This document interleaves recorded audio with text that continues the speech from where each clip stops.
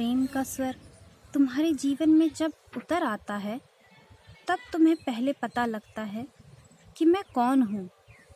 अन्यथा तुम राह के किनारे पड़े कंकड़ पत्थर हो।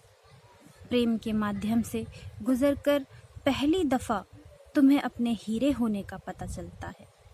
और जब ऐसी प्रतीति होने लगती है कि तुम मूल्यवान हो, तो यह बड़े राज की बात है कि जितना तुम्हें एहसास होता है तुम मूल्यवान हो, उतने ही मूल्यवान तुम होने भी लगते हो, क्योंकि अंततः तो तुम परमात्मा हो।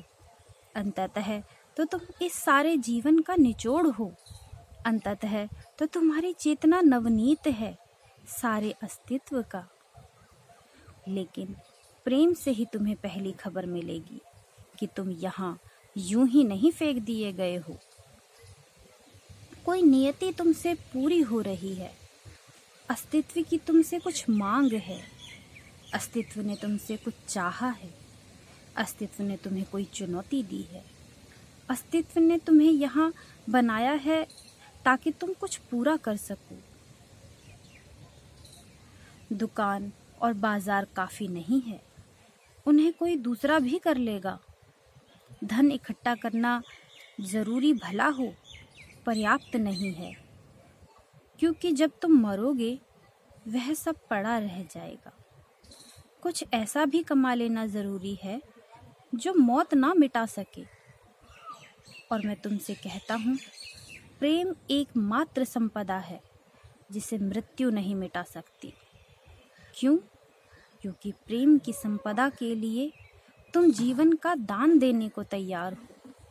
जिस संपदा के लिए तुम जीवन का दान देने को तैयार हो, वह जीवन से बड़ी है। जो जीवन से बड़ी है वह मृत्यु से भी बड़ी है, क्योंकि मृत्यु तो जीवन का हिस्सा है। प्रेम के क्षण में ही तुम्हें जीवन और मृत्यु के पार होने का पहला अनुभव होता है। अगर इससे तुम वंचित रह गए, अगर तुम जान ही ना पाए कि प्रेम क्या है, तो तुम अकारण ही आए, अकारण ही गए। तुमने जीवन से कुछ सीखा नहीं। तुमने फूल तो बहुत देखे, लेकिन श्वास तुम ना पा सके।